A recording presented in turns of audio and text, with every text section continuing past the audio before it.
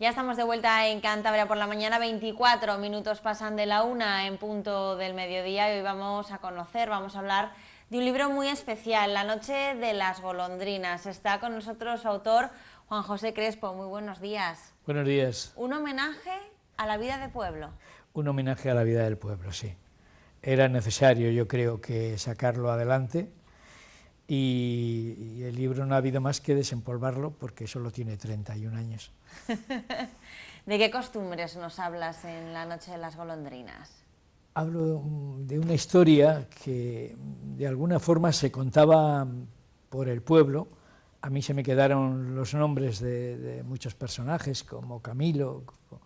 Se hablaba en el pueblo de que Camilo era un señor que tenía a su cuidado un chaval, un hijo tonto, que llamaban entonces, porque era literalmente, se les llamaba así, no se había puesto ninguna frase más piadosa como se ponen ahora para decir lo mismo, ¿no?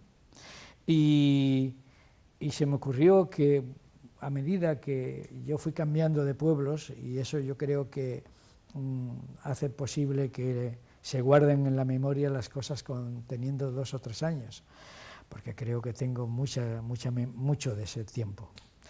Y bueno, pues se me ocurrió presentarme a un concurso que había en Torrelavega, se hizo en 1987 el concurso, de guiones de radio, guiones marceros, que llamábamos, porque en la radio no se echaba ni lo que el viento se llevó ni ninguna otra cosa, se echaban cosas del pueblo.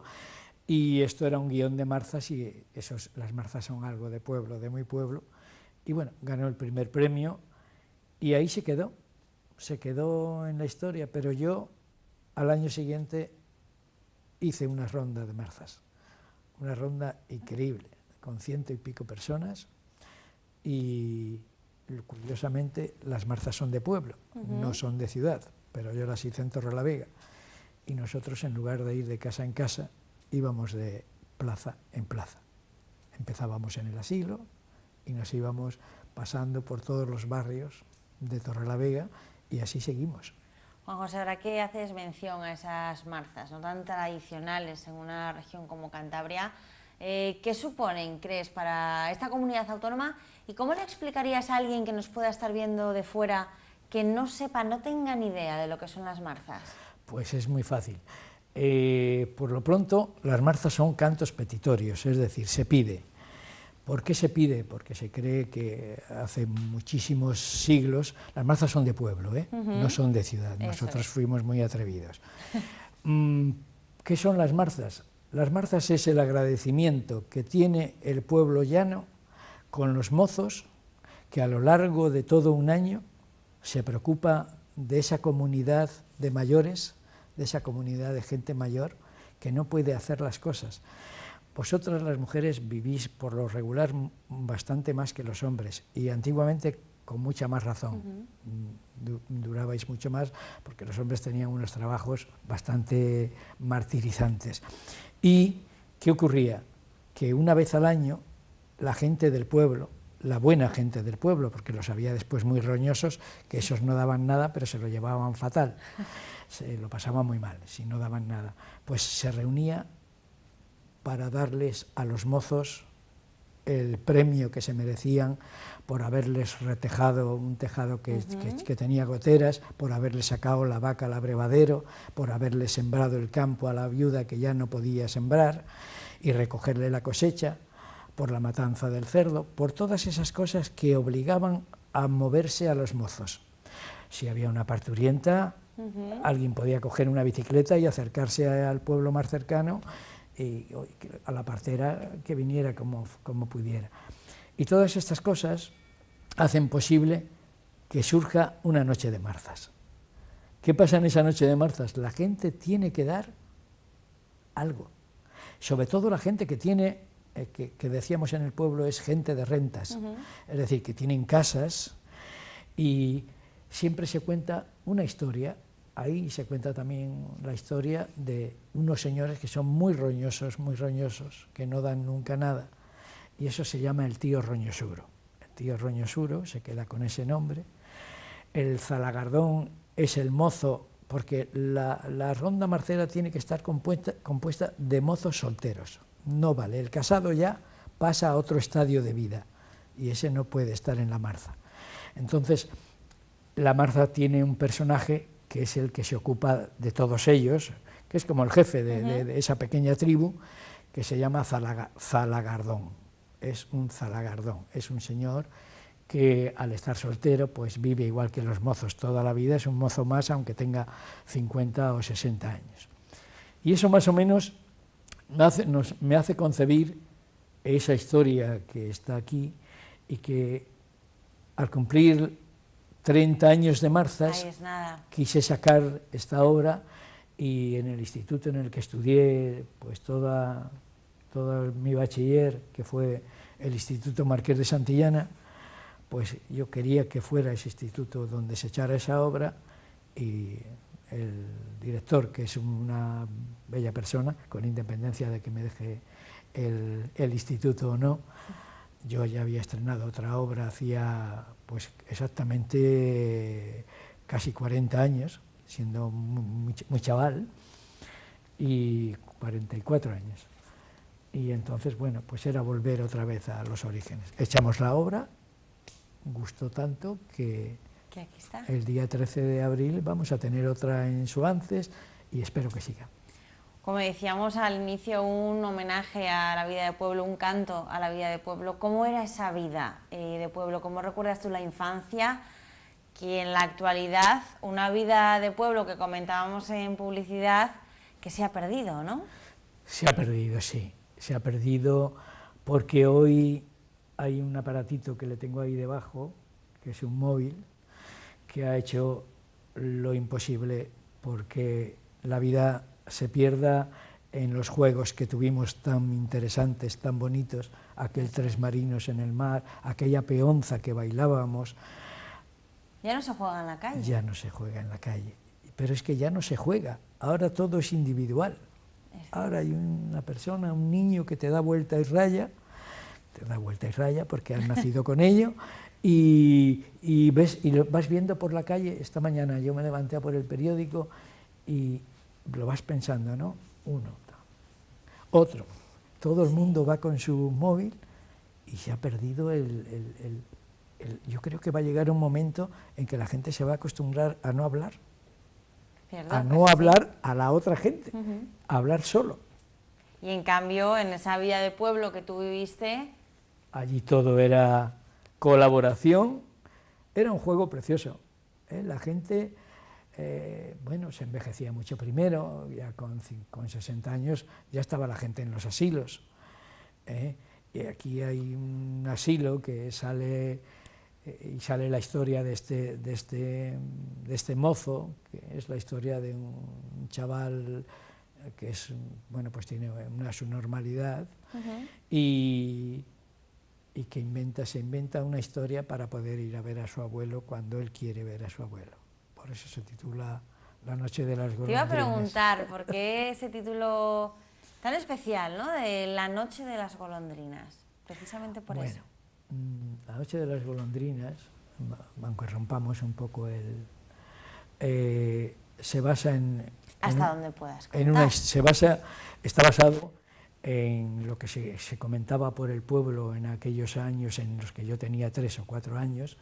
Se comentaba que se había muerto el viejo del lugar. Se había muerto, no, se había quedado solo, un señor que había sido servicial y buena gente, bueno, muy habilidoso para todo, y se queda solo y tiene un nieto que es tonto, que es el nieto tonto. Y se queda solo, y su mayor tristeza es que le van a llevar al asilo, y qué va a ser de ese mozo. Y entonces, bueno, pues le consuelan al mozo diciéndole que su abuelo, que él irá a ver a su abuelo todos los años cuando lleguen las golondrinas. Irá al pueblo de Corrales, que es Corrales de Buelna.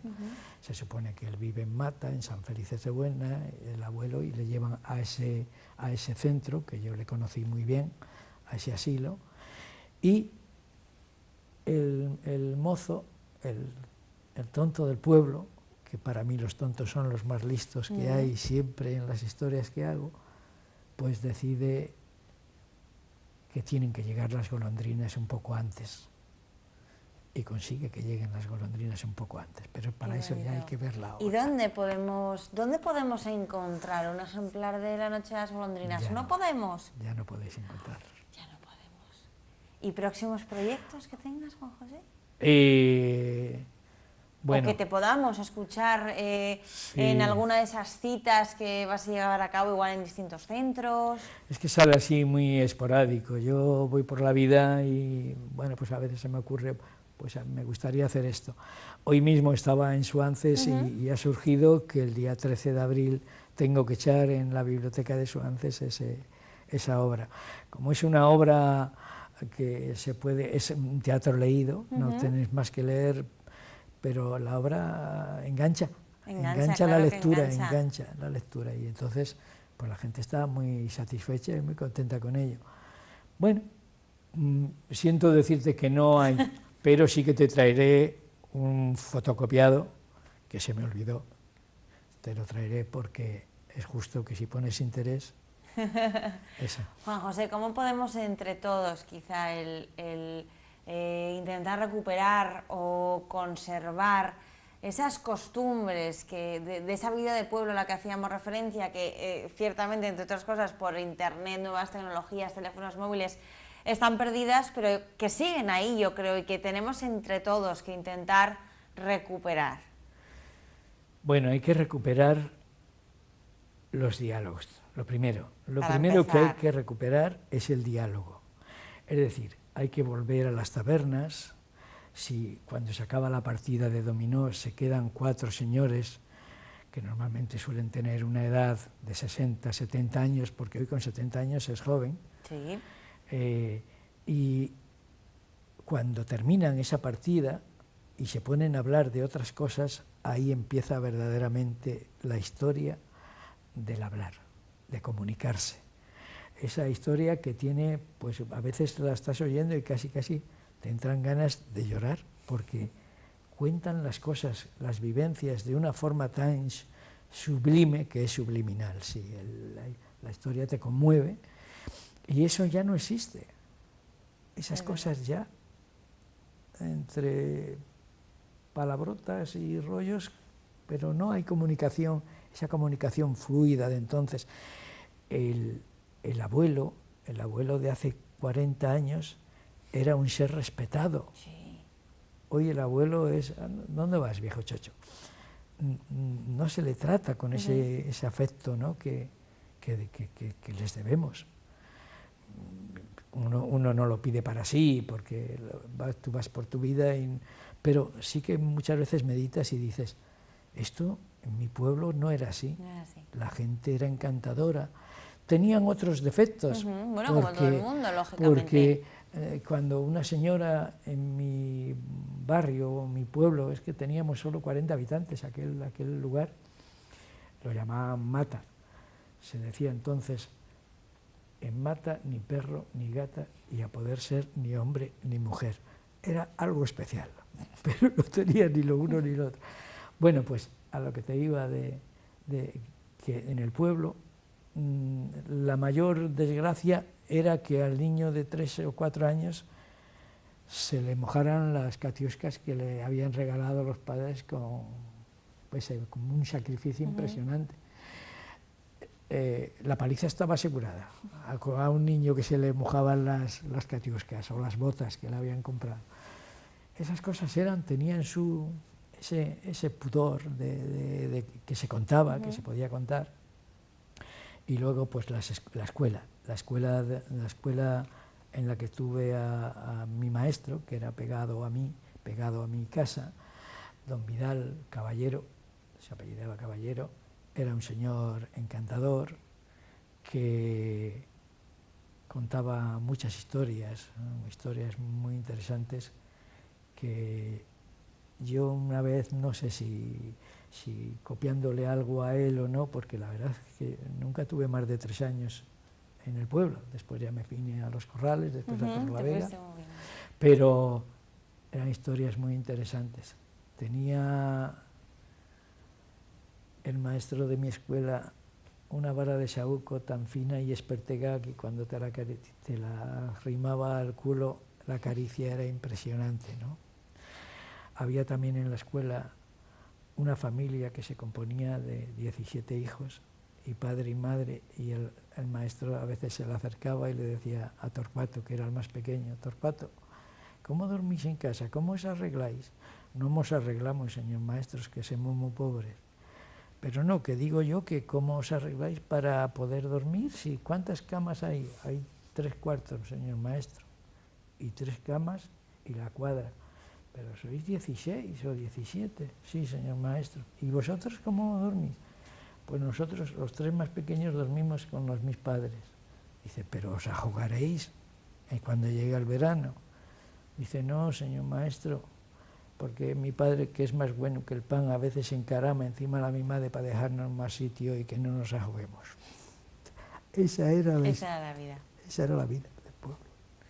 Juan José Crespo, ha sido un placer tenerte en Cantabria por la mañana, conociendo un poquito más la noche de las golondrinas, y yo creo que entre otras muchas cosas que nos has contado hoy, yo creo que nos vamos a quedar con que hay que recuperar el diálogo, hay que volver a hablar, tanto en el pueblo como en la ciudad, dejar un poco los teléfonos móviles, las nuevas tecnologías, y mirarnos a los ojos y mirarnos cara a cara y hablar y comunicarnos. Muchísimas gracias. Gracias a ti, que vuelvan las golondrinas. Que vuelvan las golondrinas. Unos minutos de pausa y volvemos en Cantabria por la mañana.